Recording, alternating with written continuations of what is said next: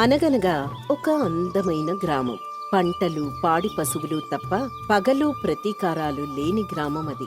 ఆ గ్రామం పేరు శివరామపురం. ఆ ఊర్లో కుండలు తయారు చేసే సీనయ్య, అతని కొడుకు రాము ఒక గుడిసెలో ఉండేవారు. నాయనా, లే నాయనా, ఇంతసేపు పడుకోకూడదు. ఈ నిద్ర బద్ధకానికి సంకేతం అంటూ కొడుకు రాముని నిద్ర లేపేవాడు. తర్వాత ఇద్దరూ కలిసి ఊరంతా తిరుగుతూ అందర్నీ పలకరించేవారు. రామన్నా, పాలు కేంద్రానికి పంపించావా? లక్ష్మక్క ఈసారి కొత్తిమీర పంట వేశావంట కదా, మన పక్క ఎవ్వరూ వేయలేదు. మంచి లాభాలొస్తాయి. ఆ విశ్వనాథం, మిరపకాయలు పంపావా సంతకి అని అందర్నీ పలకరిస్తూ ఉండేవాడు. పక్కనే ఉండే రాము మాత్రం ఇవన్నీ చూస్తూ ఊర్లో తిరిగేవాడు. ఇలా జరుగుతుండగా ఒకరోజు రాము బడి నుంచి ఇంటికొచ్చేసరికి సీనయ్య కనిపించలేదు. నాన్నా, నాన్నా, నాన్నా! నాన్నేంటి ఎక్కడా కనపడట్లేదు, ఎక్కడికి వెళ్ళాడు అని చుట్టుపక్కల ఇళ్లల్లో చూశాడు. కాని సీనయ్య ఎక్కడా కనిపించలేదు. దాంతో ఏం చేయాలో తోచక తన ఇంటి పెరట్లో ఉన్న ఉసిరి చెట్టుకి ఉన్న ఒక ఉసిరికాయ కోసుకొని తింటూ ఎదురుచూస్తున్నాడు. నాన్న ఎక్కడికి వెళ్ళుంటాడు? కృష్ణారావు మావయ్య దగ్గరికి వెళ్ళుంటాడా అంటూ ఏవేవో పిచ్చి ఆలోచనలు చేస్తున్నాడు. చాలా పొద్దుపోయాక సీనయ్య వాడిపోయిన ముఖంతో వచ్చాడు. నాన్నని చూడగానే రాముకి చాలా సంతోషం వేసింది. నానా అని పరిగెత్తుకుంటూ నాన్న దగ్గరికి వెళ్ళాడు. రాము, వచ్చావా? తిన్నావా? లేదు నాన్నా, నీకోసమే ఎదురు చూస్తున్నా అంటూ చెప్పాడు. ఏం నాన్న ఇది? నా కోసం ఎదురు చూడొద్దు అని చెప్పాను కదా అంటూ ప్రేమగా మందలించి లోపలికి తీసుకెళ్లాడు సీనయ్య. రాము చదువుకుంటూ ఉండగా సీనయ్య మాత్రం హుషారుగా వంట చేశాడు. వంట పూర్తయ్యాక ఇద్దరూ వెన్నెల్లో కూర్చొని తినడం మొదలుపెట్టారు. నాన్నా, నువ్వెక్కడికెళ్ళావు? ఎందుకు ఈరోజు ఆలస్యమైంది? అది మన ఊరికి కాలువ కావాలని కలెక్టర్ గారి దగ్గరికి వెళ్ళొస్తున్నాను. చాలా మంది ఉన్నారు కదా నాన్నా, నువ్వు మాత్రమే ఎందుకు వెళ్ళాలి? ఆ చాలా మందిలో నేను కూడా ఉన్నాను కదా అంటూ అన్నం తినిపించి చెప్పాడు. దీనివల్ల నీకేం వస్తుందన్నా అని రాము అమాయకంగా అడిగాడు. అప్పుడు సీనయ్య, నేను రాత్రి పడుకున్నాక ప్రశాంతంగా నిద్రపోతాను, ఉదయాన్నే గర్వంగా నిద్రలేస్తాను, అది చాలు కదా అంటూ చిన్న పిల్లాడితో పెద్ద మాటలు చెప్పాడు. చూడ్రాము, మన ఇంటికి కష్టం వస్తే నిద్రాహారాలు మాని పరిష్కరించుకుంటాం కదా. మరి మన ఊరికి కష్టం వస్తే చేతులు కట్టుకుంటే ఎలా? మన ఊరికి కష్టం వస్తే మనవే ముందుండాలి.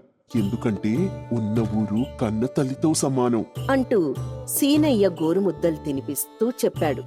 మంచి ముహూర్తంలోనే చెప్పాడో ఏమో తెలియదు కాని ఆ మాటలు రాము మనసులో బలంగా నాటుకున్నాయి. నేను కూడా మన ఊరికి కష్టం వస్తే అడ్డుగా నిలబడతా నాన్నా అని చాలా హుషారుగా చెప్పాడు. ఆ మాటలకి సీనయ్య చాలా సంతోషించి ప్రేమగా హత్తుకున్నాడు. ఆ రోజు రాత్రి రాము, సీనయ్య ఆరు బయట పడుకున్నారు. తర్వాత రోజు రాము ఉదయం నిద్ర లేచాడు. నాన్నా, లే నాన్నా, ఇంకా పడుకున్నావా అని భుజం తట్టి లేపుతున్నాడు.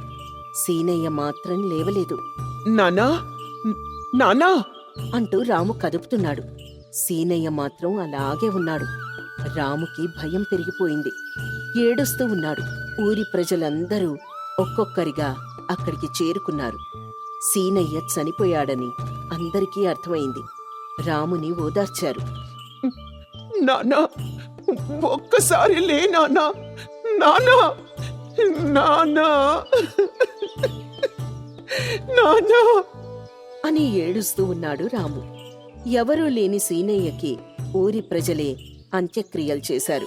2-3 రోజులు రాముకి అందరూ భోజనం పెట్టి ధైర్యం చెప్పారు. తర్వాత రాము ఒంటరిగా ఉన్నాడు. దిక్కుతోచని స్థితిలో ఉన్నాడు. ఇలా జరుగుతుండగా ఒకరోజు రాము ఇంటి ముందు ఉండే మొక్కలకు నీళ్లు పోస్తూ ఉన్నాడు. తన దగ్గరికి అప్పుడొక ముసలాయన వచ్చాడు. నాయనా అని పిలవగానే రాము చూశాడు. ఇంట్లో ఏమీ లేవు, వెళ్ళి రండి పెద్దాయనా అంటూ దీనంగా ముఖం పెట్టాడు. ఏమీ లేనిది ఇంట్లోనే కదా, మరి ఒంటికేమైంది? వయస్సు అయిపోయిన వాళ్లాగా మాట్లాడుతున్నావు. ఎందుకు పెద్దాయనా, ఊరికే నా బుర్ర తింటావు? వెళ్ళమంటున్నాను కదా, నా మనసు ఏం బాలేదు, వెళ్ళు అని కొంచెం కోపం ప్రదర్శిస్తూ చెప్పాడు. మనిషికి కంటి చూపు, నడవగలిగే శక్తి, పని చెయ్యడానికి చేతులు, మంచి బుద్ధి ఇవన్నీ ఆస్తులే. కాని అవన్నీ వదిలేసి ఎందుకని లేని వాటి కోసం బాధపడుతూ ఉంటారు?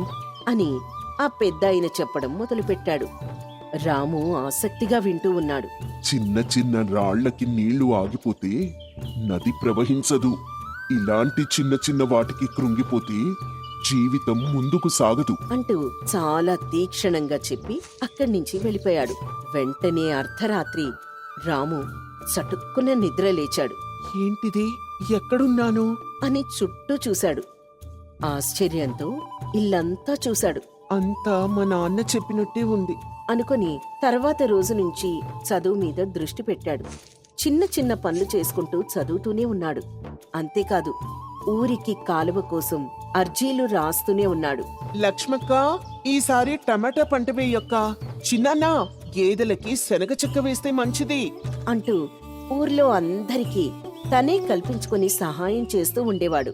వీడు మొత్తం వీళ్ళ నాన్నలాగే. ఆ మర్యాద, ఆ మాట తీరు మొత్తం నాన్న తల్లో నుంచి ఊడిపడ్డట్టున్నాడు అంటూ అందరూ రాముని పొగుడుతూ ఉండేవారు. రాము మాత్రం ఒక పక్క చదువుకుంటూనే కాలువ కోసం ప్రయత్నిస్తూ ఉన్నాడు.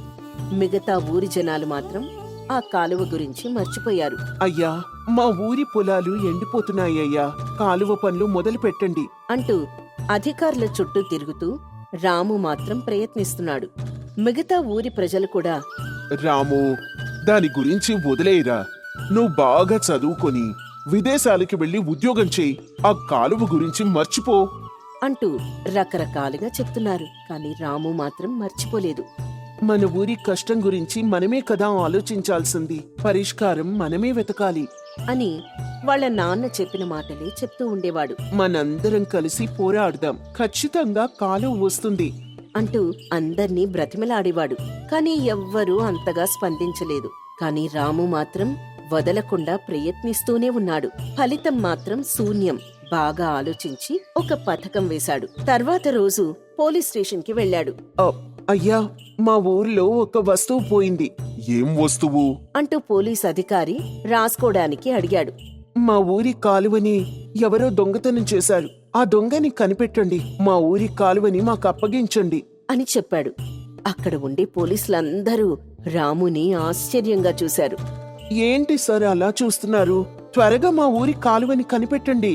రేయ్, ఏంటి నీకేమైనా పిచ్చి పట్టిందా? కాలువ కొట్టేయడం ఏంట్రా? అవును సార్, నిజంగానే మా ఊరి కాలువని ఎవరో దొంగతనం చేశారు. విచారించి కనిపెట్టండి అంటూ భీష్మించుకొని కూర్చున్నాడు. వీడెవడో పిచ్చోళ్లా ఉన్నాడ్రా, బయటికి తరివేయండి అంటూ 17 ఏళ్ల కుర్రాడి మీద దౌర్జన్యం చూపించి బయటికి లాగేశారు. కాని రాము మాత్రం పట్టువదల్లేదు. ఆ పోలీస్ స్టేషన్ ముందే నిరాహార దీక్ష చేస్తూ మౌన పోరాటంలో కూర్చున్నాడు.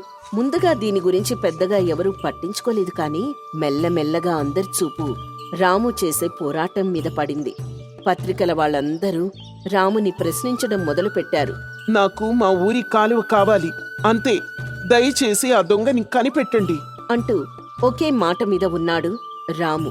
దీంతో ఈ విషయం కాస్త ఉన్నత అధికారుల దృష్టికి వెళ్ళింది. ఏ వార్తాపత్రిక చూసినా రాము గురించి కోడై కూసేది.